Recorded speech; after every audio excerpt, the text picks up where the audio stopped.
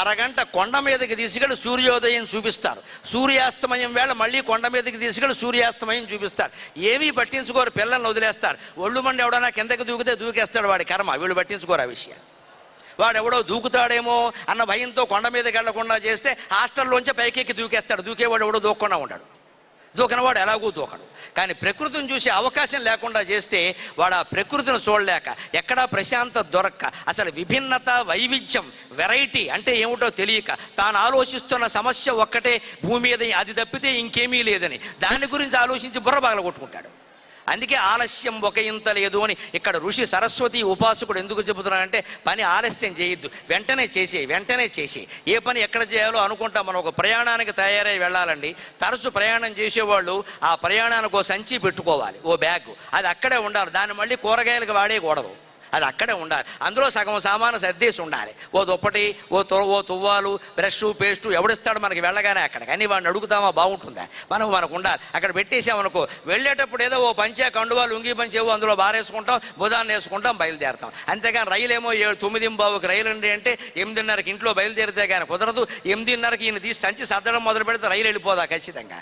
ఆలస్యం చేయకపోవడం అంటే ఇది. కాలేజీకి బయలుదేరాలనుకున్నాం, 8 గంటలకు కాలేజీకి వెళ్ళాలి, 7 గంటలకు బస్సు ఎక్కాలి అంటే ఇంట్లో 5:30 కనీసం లేవాలి, స్నానం చేయాలి. ఒక అరగంట ఎప్పుడు షాక్ అబ్జార్బింగ్ అంటారు, మోటార్ సైకిల్లో ఉంటుంది, అటువంటి అబ్జార్బింగ్ టైం ఉండాలి. ఆ ఉన్నప్పుడు కాస్త ఏదో మనం అన్నం తింటూనో, టిఫిన్ చేస్తూనో, కాఫీ తాగుతూనో, పాలు తాగుతూనో ఆ సమయాన్ని వినియోగం చేసుకుంటే ప్రశాంతంగా వెళ్ళి బస్సు ఎక్కేస్తాం. 7 గంటలకు బస్సు ఎక్కాల్సి వస్తే, mummy Wake me up at 6:45 అంటే పావు గంట ముందు లేపాలా? నువ్వు బస్సు ఎక్కుతావా? ఎక్కేది బస్సా తుస్సా ఉంటుందా అక్కడ? అప్పుడు కంగారు పడిపోవడమా, అప్పుడు అమ్మేమో నోట్లో ముద్దలు కలిపి పెట్టడమా, అవేమో సగం తినడమా, ఇవి అరక్కపోవడమా, లోపల బెడ్డ ముక్కల్లా ఉండిపోవడమా, మధ్యాహ్నానికి ఏమో ఇంత పెట్టకూడా బాక్సా, అందులో ఎంత తింటామో తెలియదా, ఇలాంటి తిండి ఉన్న వాళ్ళకి చదువులా, అక్కడేమో విపరీతమైన ఒత్తిడా, ఇంత ఒత్తిడితో ఇంటికి రావడమా, బక్కమొహాలు వేసుకుని ఏడవడమా, ఇంటికి వచ్చేసరికి చదువు ఎలా వస్తుందండి?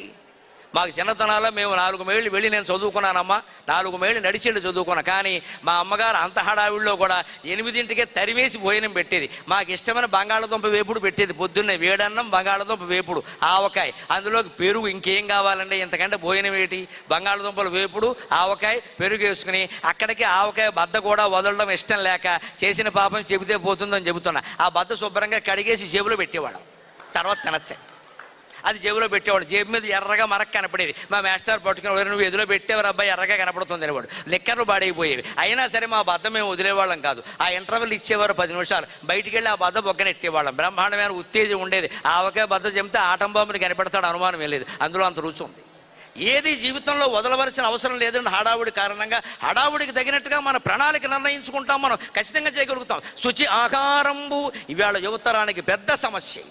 50 ఏళ్ళు దాటిన వాళ్ళం నిజంగా అదృష్టవంతులం అండి. అమ్మ చేతి వంట తిన్నాం, ఆరోగ్యకరమైన అన్నం తిన్నాం. ఇవాళ దౌర్భాగ్యం ఏమిటంటే అమ్మలు ఎవరు వండి పెట్టే స్థితిలో లేరు. అందరూ తలో బ్యాగ్ వేసుకుని ఉద్యోగాలకు వెళ్ళిపోతున్నారు. అక్కడి నుంచి తల్లో ఉద్యోగం, తండ్రో ఉద్యోగం. ఈవిడేమో 7ంటికి వస్తుంది, ఆవిడేమో 9, ఆయనేమో 9ంటికి వస్తాడు. వచ్చేటప్పుడు కర్రీ పాయింట్కి వెళ్ళి వస్తారు. ఇంట్లో వర్రీ పాయింట్ అయిపోయింది ఇక్కడ. ఆ బయట నుంచి కూర తేవడం, వాడు అందులో నూనె ఏం వేశాడో తెలియదు, ఎన్నిసార్లు కలిపేసిన నూనె, వాడేసిన నూనె వేశాడో తెలియదు. ఆ నూనె కూర తినడం, ఒక అన్నం ఒకటి వండుకోవడం, అది కూడా కుక్కర్ మీద, ఎలక్ట్రిక్ కుక్కర్ మీద. అది ఎలా ఉడికిందో మనకే తెలియదు. కుక్కర్ల మీద వండిన వంట అంతా ఆవిరైపోతుండే, ఆవిరిలో ఉడికిన వంట. అదే ఇత్తడి గిన్నెలో ఉండేవారు పూర్వం. ఇంగ్లీషు వాడు మనని మోసం చేయడానికి హిండాలియం పాత్రలు తెచ్చిపెట్టాడండి. జర్మన్ సిల్వర్ అంటారు. నేను ఈ మధ్య ఒక ఆయుర్వేద గ్రంథంలో ఆశ్చర్యపోయా, అవురా ఇంగ్లీషు వాడా, ఎంత దెబ్బ కొట్టేవరా అనుకున్నాను నేను. ఇత్తడి గిన్నెల్లో మనం అన్నం వండుకుంటూ ఉంటే మనం బలవంతులం అవుతున్నాం. మన బలాన్ని నిర్వీర్యం చేయడం కోసం జర్మన్ సిల్వర్, హిండాలియం, అల్యూమినియం అనే గిన్నెల్లో వండడం ఆ దుర్మార్గుడిని ఏర్పడ్డాడు మనకి. ఏమన్నా అంటే పొగ తక్కువ వస్తుంది, మంట బాగా వస్తుంది, తొందరగా ఉడుకుతుంది, గిన్నె కడుక్కోవడం తేలిక, తర్వాత కడుపు కడుక్కోవడం కూడా తేలికే ఏం లేదు లోపల.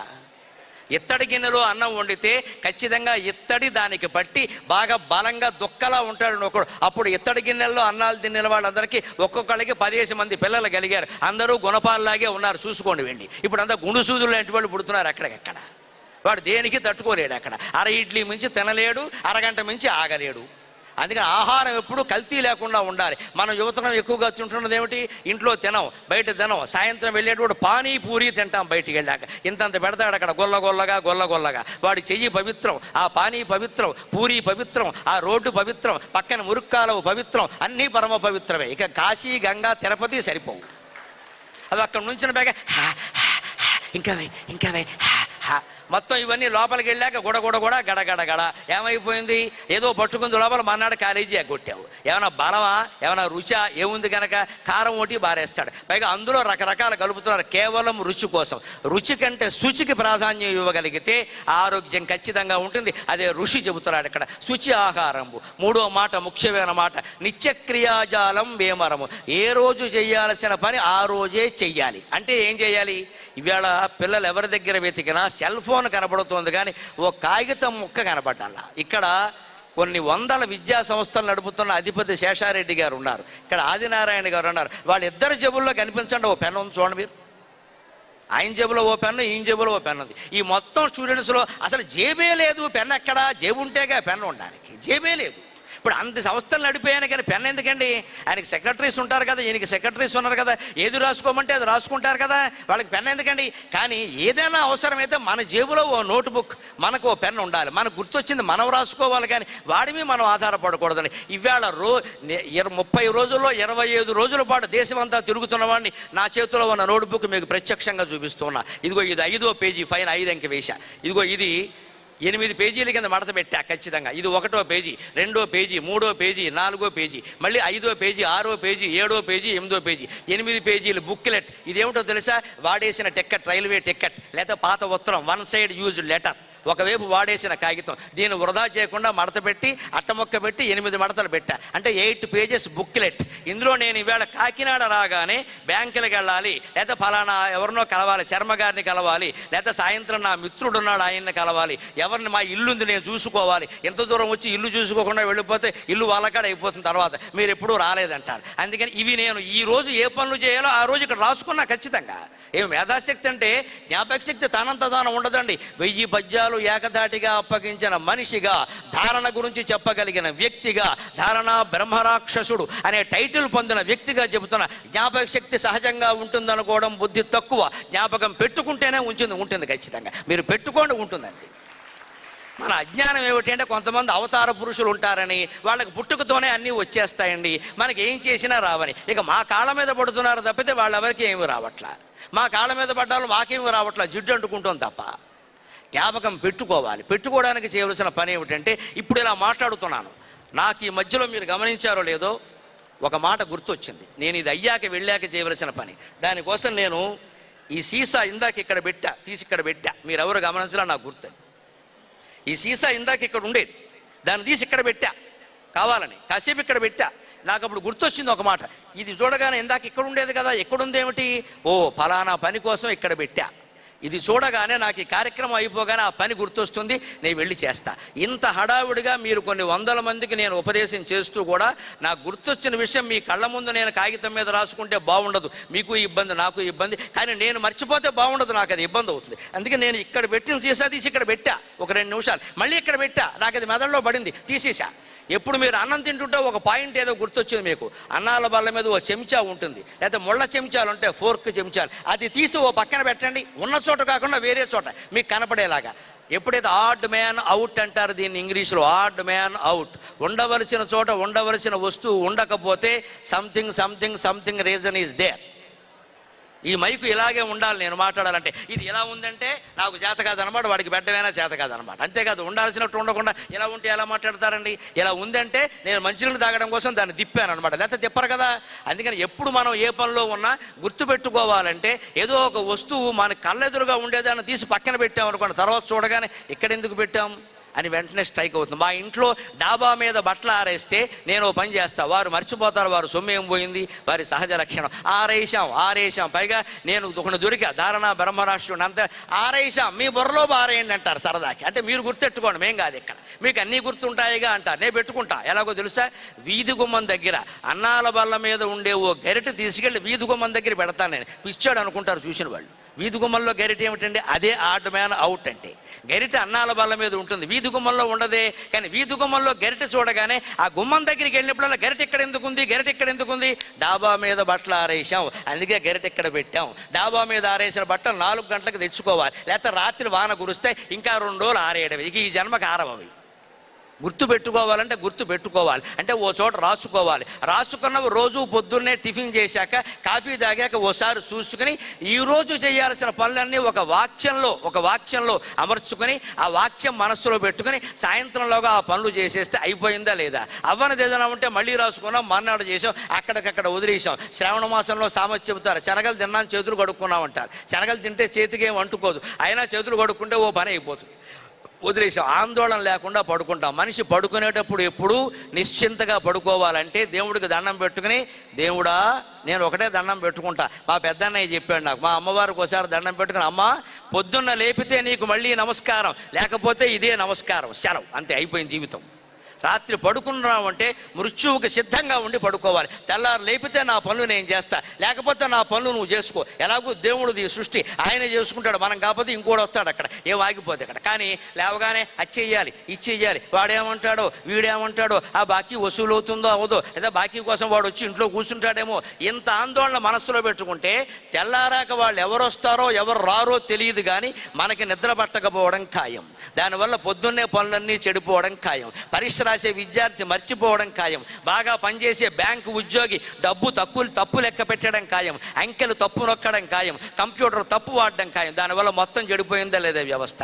రాత్రి ఖచ్చితంగా 7 గంటలు పడుకోవాలి, విద్యార్థులైనా ఉపాధ్యాయులైనా. మధ్యాహ్నం వీలైతే 1 అరగంట, నిద్ర కాదు కునుకంటారు. కునుకంటే న్యాప్ అంటారు ఇంగ్లీష్లో. ఊరికే ఇలాగా అమ్మాయ అన్నట్టుగా కాస్త ఒరగాలి 1 అరగంట. ఆ మధ్యాహ్నం అరగంట విశ్రాంతి. అలా ఎవడి చోట్లో వాడు కూర్చుని నమశివాయ నమశివాయ నమశివాయ అని కళ్ళు మూసుకుని సెల్ ఫోన్ ఆపేసి జపం చేసుకుంటూ అలాగే ఉండిపోతే రాత్రి 11 గంటల వరకు చాలా చురుగ్గా అందరం అన్ని పనులు చేయగలం ఖచ్చితంగా. నిత్యక్రియాజాలం మేమరము అంటే అర్థం ఇది. 4వ మాట, అర్చనీయుల అతిథులు. ఇవాళ పిల్లలు ప్రత్యేకంగా నేర్చుకోవాలి. బిజీ కారణంగా మీరు చేయలేకపోతున్నారు, కానీ ఇంటికి ఎవరైనా మేనత్త గారు వచ్చారు, మేనమావ గారు వచ్చారు, అతిథులు వచ్చారు, బంధువులు వచ్చారు, వెంటనే పిల్లలు లేచి మంచినీళ్ళు ఇవ్వాలి, కూర్చోమని చెప్పాలి, కాళ్ళు కడుక్కుందుకు నీళ్లు కావాలా అని అడగాలి, మావయ్య గారు బాగున్నారా అని అడగాలి, బావ బాగున్నాడా అని కూడా ఓ మాట అడగాలి, సంతోషిస్తారు వాళ్ళు. మా మరదలు మా అమ్మాయికి మేమంతా గుర్తున్నాం, బావ బాగున్నాడా అంటే ఓహో ఈ అమ్మాయి మా వంట చేసుకోవడం ఖాయంరా అని ఆ మేనత్త ఆనందిస్తుంది. అంతకంటే కావాల్సింది ఏముందండి?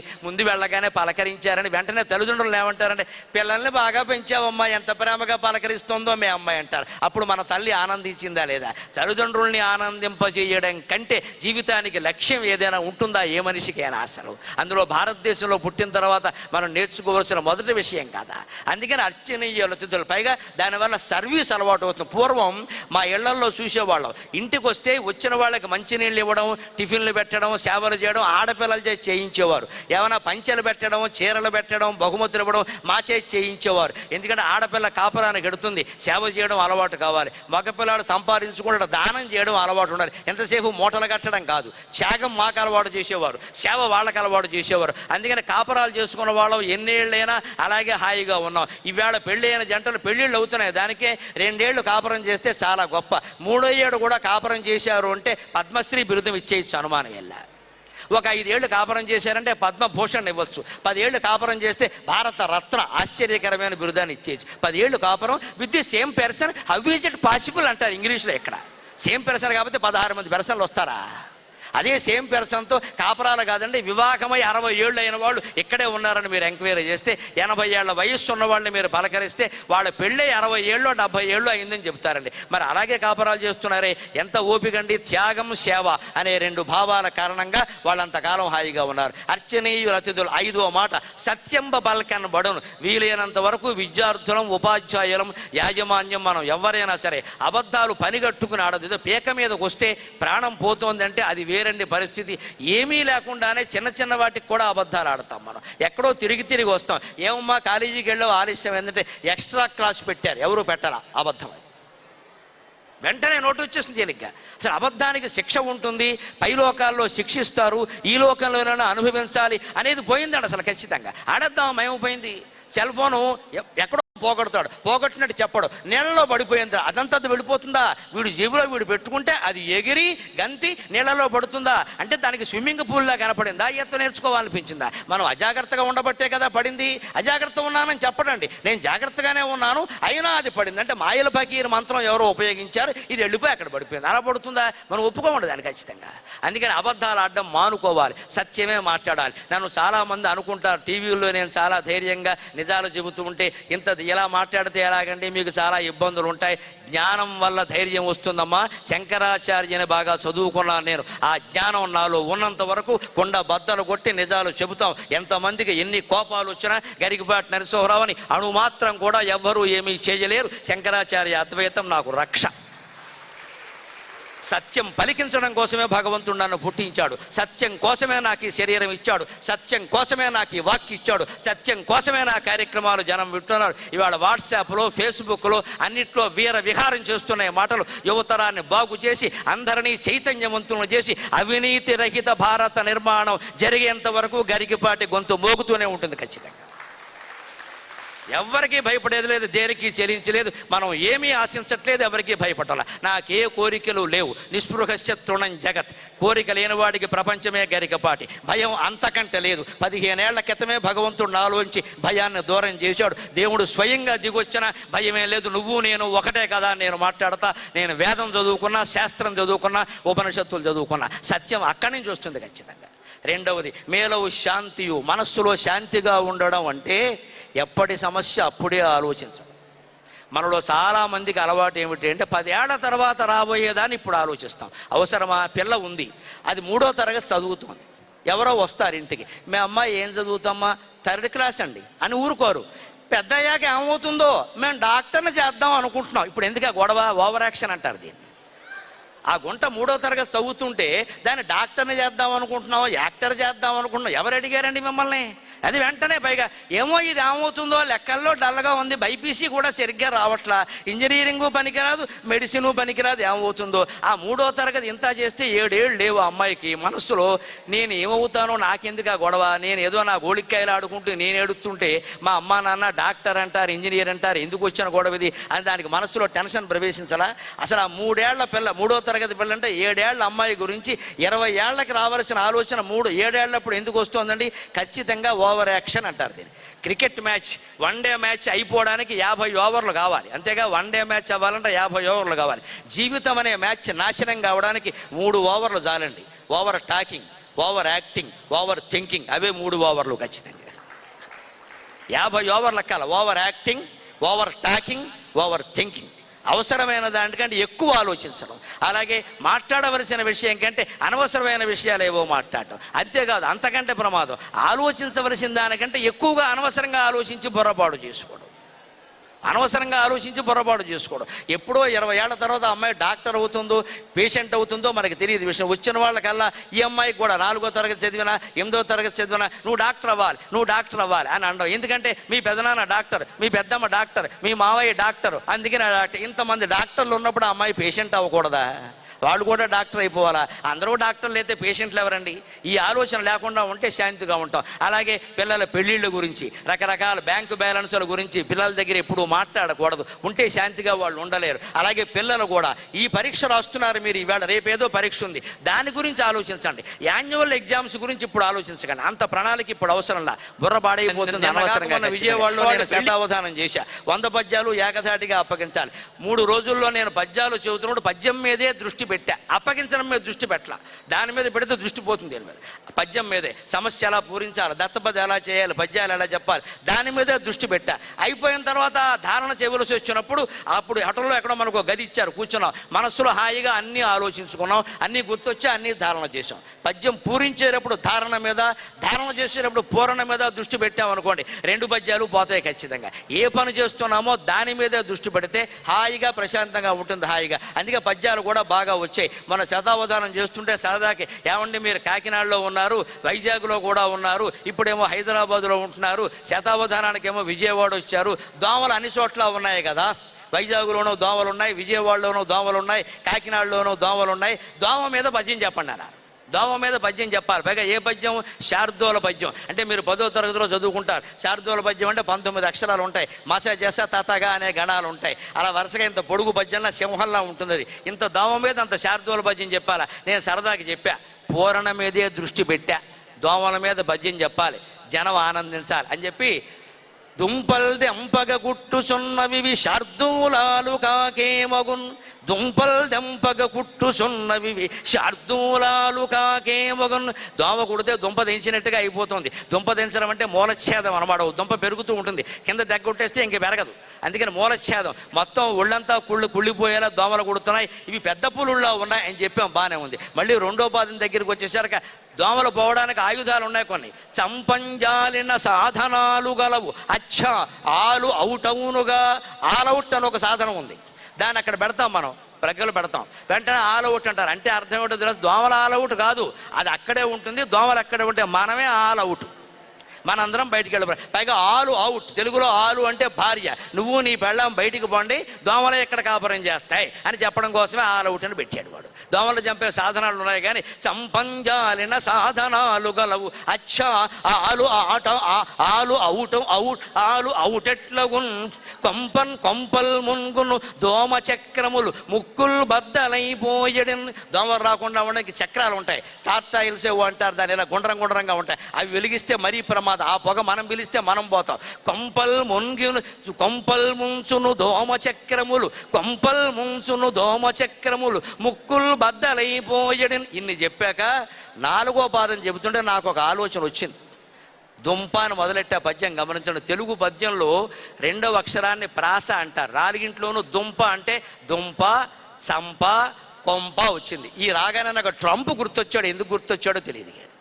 ఇది చమత్కారం అంటే స్ఫురణ. దాని మీద దృష్టి పెడితే అమెరికాలో ఉండే ట్రంప్ గుర్తొచ్చాడు. వాడు ఇప్పుడు ప్రపంచాన్ని మొత్తం కుట్టేస్తున్న పెద్ద దోమ. అంత దోమ మించిన వాడు ఎవడు ఉంటాడు.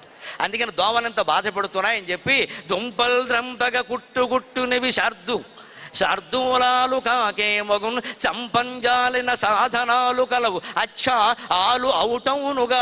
కొంపల్ మున్గును దోమ చక్రములు ముక్కులు బద్దలైపోయిన.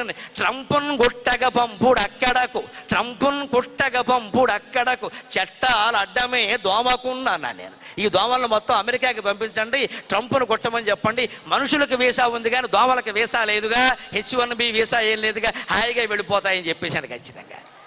పద్య పూరణ మీదే మనం దృష్టి పెడితే పద్యం అందంగా వస్తుంది. అయిపోయాక 100 అప్పగించేటప్పుడు ఎలా పూరించాము, తప్ప ఒప్ప అని ఆలోచించకూడదు. అప్పుడు జ్ఞాపకం మీదే దృష్టి పెట్టాలి. అంటే అదే శాంతి. ఎప్పుడు ఏ సమస్య ఉందో దాని గురించే ఆలోచన. ఇక 7వ నియమం బ్రహ్మచర్యం. మీకు చెప్పాను నేను, మనలో చాలామంది బ్రహ్మచర్యం పాటిస్తున్నాం. ఎలాగో చెబుతా. విద్యార్థులైన వాళ్ళందరూ బ్రహ్మచర్యాన్ని పాటించాలి. అంటే ఏంటో తెలుసా? ఎట్టి పరిస్థితుల్లో ఆడపిల్లలు మగపిల్లలతో లావాదేవీలు పనికిరావు. నగదు రహిత లావాదేవీ అన్నట్టే స్త్రీ రహిత లావాదేవీ, పురుష రహిత లావాదేవీ. కాలేజీలో ఉన్నంతకాలం ఆడపిల్లలు మగపిల్లలతో సోషల్గా క్లోజ్గా చాలా మాటలు కనిపెట్టాం మనం. ఇవన్నీ అయిన తర్వాత కలిసి మాట్లాడితే ఏమైంది, పుస్తకాలు మార్చుకుంటే ఏమైంది, ఓ బస్సు ఎక్కితే ఏమైంది, ఓ స్కూటర్ మీద అటు ఇటు కాళ్ళు పెట్టి కూర్చుంటే ఏమైంది, ఇంకా ఏం చేస్తే మాత్రం ఏమైందమ్మా, ఎవరు అడిగారు ఆ విషయాలన్నీ? విద్యార్థి దశలో ఉన్నంతకాలం మగవాళ్ళకి ఆడస్పర్శ పనికిరాదు, ఆడవాళ్ళకి మగస్పర్శ పనికిరాదు. అందుకే మీరు గమనించండి, మన హిందూ ధర్మంలో గొప్పతనం. విద్యకి దేవత ఎవరండి? సరస్వతీదేవి. ఆవిడ చిత్రాన్ని చూడండి, అక్కడ నెమలి ఉంటుంది. మీకు సరస్వతీదేవి చిత్రంలో నెమలి ఏమిటండి?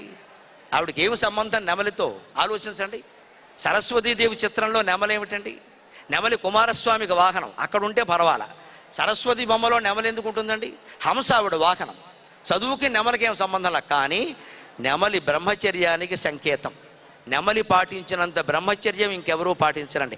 ఆడ నెమలి మగ నెమలి ఏడాదికోసారి కూడా కలవు, అంత గొప్ప బ్రహ్మచర్యాన్ని పాటిస్తాయి. అంతేకాదు, మగ నెమలి నాట్యం చేస్తూ ఉంటే ఆడనెమలి దగ్గరికి వెళ్ళి పొంగిపోయి పురివిప్పి ఆడుతూ అలా చూస్తూ ఉంటుంది. ఆ చూసినప్పుడు కలిగిన ఆనందం వల్ల దాని కళ్ళల్లోంచి స్రవించే ఒక ద్రవాన్ని ఇది సేవించడం వల్ల అది గర్భం ధరిస్తుంది ఆశ్చర్యకరంగా. అంతేగాని శారీరక సంపర్కం నెమళ్ళలో చాలా తక్కువ ఉంటుంది, కానీ చాలా తక్కువ. అంత ఖచ్చితంగా బ్రహ్మచర్యాన్ని పాటిస్తాయి కాబట్టి సరస్వతి చిత్రంలో నెమలి పెట్టారు. విద్యార్థి దశలో ఉన్నంతకాలం మనం బ్రహ్మచర్యాన్ని పాటించవలసిందే.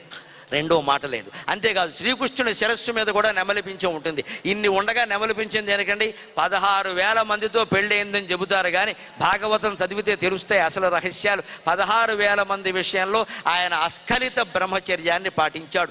అస్ఖలిత బ్రహ్మచర్యం అంటే ఏమిటో ఒక యోగశాస్త్ర సభలో వివరంగా చెప్పగలం, కానీ ఇక్కడ పిల్లలు ఉన్నారు కాబట్టి నేను వివరించి చెప్పడం భావ్యం కాదు, సమంజసము కాదు. కానీ అస్ఖలిత బ్రహ్మచర్యానికి కూడా నెమలి సంకేతం. శ్రీకృష్ణుడు దాన్నే పాటించాడు, అందుకే ఆయన నెమలి పింఛం పెడతాడు. మన దేవతా విగ్రహాల్లో, దేవతల ఆరాధనలో ఇన్ని గొప్ప విషయాలు ఉన్నాయి మనం తెలుసుకోవలసినవి. అటువంటి బ్రహ్మచర్యాన్ని పాటించాలి. ఇప్పుడు చెబుతున్నా, పెళ్ళైన వాళ్ళు ఉన్నాం, పెద్దవాళ్ళు ఉన్నాం, మరి మనం బ్రహ్మచర్యం వదిలేసినట్టేనా? లేదండి, శాస్త్రం స్పష్టంగా ఉంది.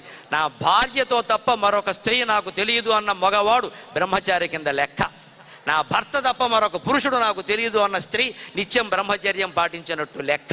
మనం అందరం పెళ్ళైన వాళ్ళం కూడా బ్రహ్మచర్యాన్ని పాటించవచ్చు, శీలాన్ని కాపాడుకోవచ్చు, సంసారాన్ని కాపాడుకోవచ్చు, జీవితంలో నీతిగా నిజాయితీగా ఉండొచ్చు. అమ్ముడు పోవలసిన అవసరాలు ఏమీ లేవు. ఆ విలువల్ని మనం గమనిద్దాం. ఈ 7 విలువల్ని ఖచ్చితంగా పాటించేటువంటి ప్రయత్నం చేద్దాం. ఇంకొక మాట చెప్పుకుని ముఖ్యమైంది మనం సెలవు తీసుకుందాం. ఈవేళ ఉద్యోగాలు సహా, సంసారాలు సహా అనేక రకాలు ఆందోళనాభరితంగా మారే రకరకాలుగా. వాటి నుంచి మనం కాస్త జాగ్రత్తలు పడి తెంచుకుని నెమ్మదిగా వెళ్ళాలి అంటే ఎలాగ అనుబంధాన్ని పెంచుకున్నామో అలాగే క్రమంగా తగ్గించుకుంటూ వెళ్ళాలి. ముఖ్యంగా తల్లిదండ్రులు కూడా చాలామంది ఉన్నారు కాబట్టి నేను ఒక్క మాట చెబుతాను ప్రత్యేకంగా.